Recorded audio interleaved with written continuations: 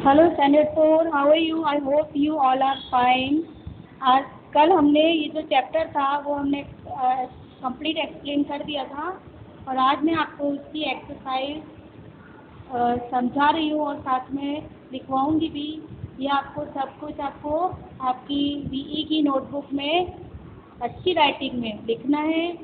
उसकी हार्डवर्ड्स को भी आपको लिखना है और उसे लर्न करना है, और एक्सरसाइज को भी। ठीक है, कोई प्रॉब्लम हो तो आप मुझे पूछ सकते हैं। अब ये इसमें वर्ड टू नो, यानी कि ये वर्ड मीनिंग ही है, तो मैं आपको समझा देती हूँ।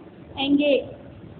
एंगेज का मीनिंग होता है टू एम्प्लॉय समवन, यानी कि हम किसी भी इंसान को जब काम पर रखते हैं उसका मीनिंग होता है इंगेज। सेकेंड है बियर, टू होल्ड और सपोर्ट समथिंग, यानी किसी भी चीज़ को पकड़ना।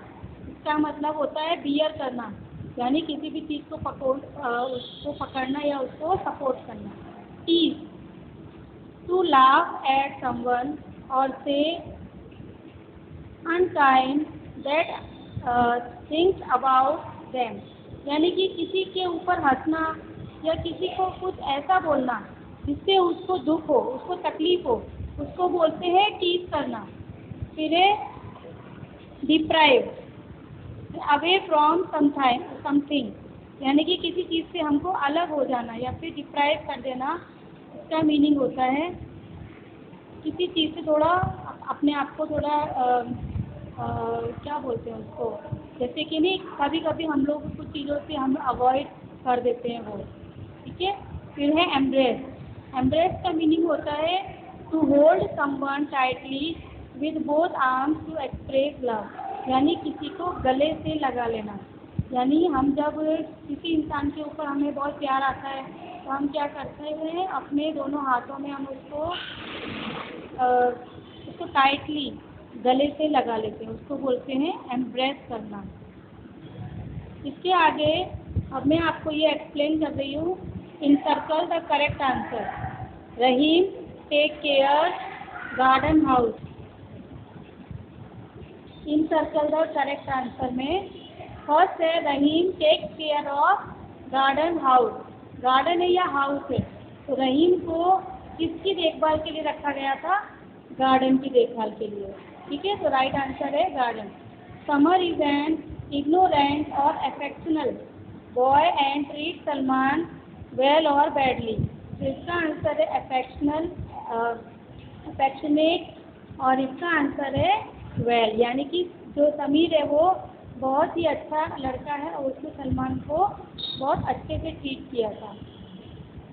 फिर इसके बाद है Samar help Salman to read and write happily और फोर्सली, कि समर ने जो है सलमान को हैप्पीली ही हेल्प की थी ना, उसको किसी ज़बरदस्ती से तो हेल्प की नहीं थी उसकी।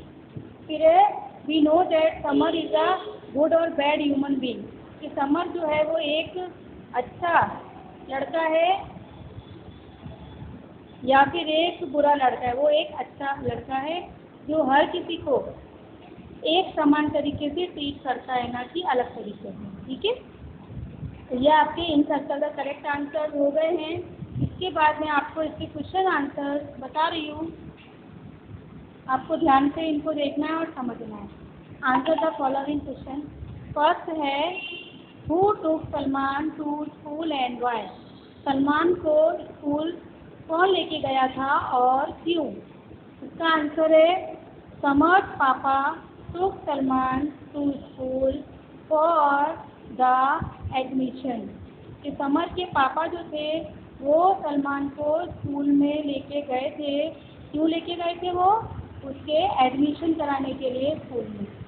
ठीक है, उसके बाद सेकंड है why did Salman classmate tease him, Salman के जो क्लास के अंदर जो दोस्त होते हैं वो उसको क्यों टीज करते हैं, यानी कि परेशान क्यों करते हैं? तो इसका आंसर है Salman was a gardener son, so Salman classmate tease him, क्योंकि सलमान एक गार्डनर का बेटा होता है इसलिए वो उसको परेशान करते हैं, मतलब उसकी मजाक बनाते हैं कि वो एक गार्डनर का बेटा है, उसको कुछ नहीं आता है, और ऐसा बोल के वो उसको परेशान करते हैं। उसके बाद है What did Samar do to teach Salman? Samar ने सलमान को सिखाने के लिए यानी कि पढ़ाने के लिए क्या किया?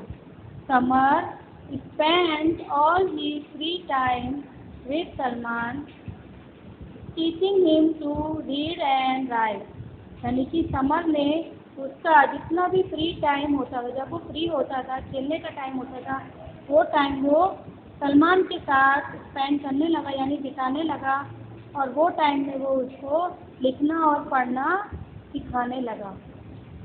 ऐसा बहुत कम होता है बच्चों, लेकिन बहुत बड़ी बात होती है कि हम अपना फ्री टाइम किसी इंसान की भलाई में लगाएं। सीरियसली ये स्टोरी बहुत बड़ी मतलब एक इंस्पायरिंग स्टोरी है, जिससे हम लोगों को ये सीखने को मिलता है कि हम अपने फ्री टाइम को किस तरीके से दूसरों की हेल्प करने में यूज़ कर सकते हैं। ठीक है, तो हम आगे बढ़ते हैं।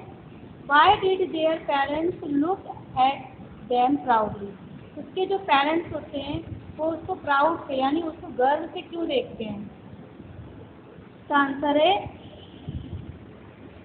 There parents look at them proudly because he had stood first in his class.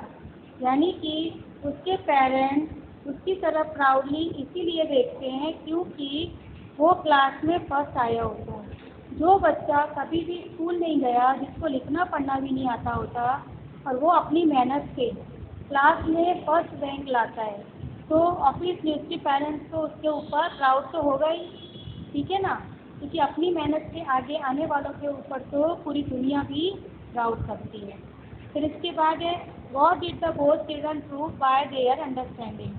ये दोनों बच्चों ने किस बात को प्रूव किया?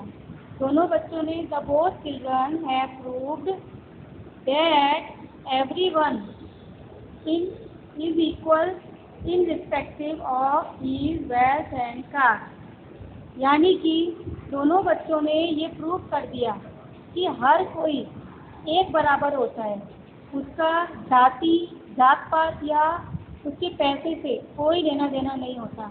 कोई इंसान पैसे वाला है या कोई इंसान गरीब है, इसका उसकी एजुकेशन से, उसके मान सम्मान से कोई लेना देना नहीं होता। हर किसी को प्यार और सम्मान की भूख होती है। हर किसी को मन करता है कि नहीं, लोग उसको प्यार से बुलाएं, उसको इज्जत से बुलाएं। आपके आसपास ऐसे बहुत सारे लोग होते होंगे, जैसे कि स्वीपर है या फिर और भी बहुत सारे लोग होते हैं, उनके जो बच्चे होते हैं, ठीक है, तो हम लोग मोस्ट ऑफ द क्या करते हैं, उनके साथ बैड बिहेव करते हैं, उनको अच्छे से बात नहीं करते। ये बहुत गलत बात है। हमें सभी को, अगर हम उनकी हेल्प नहीं भी कर सकते तो कम से कम हमें उनको अच्छे से इज्जत से बुलाना चाहिए। अभी आपका ये नया स्कूल का अभी जो साल शुरू हुआ है, तो आपके पास लास्ट ईयर की बुक्स है, वो आपकी किसी भी काम की नहीं है, ठीक है।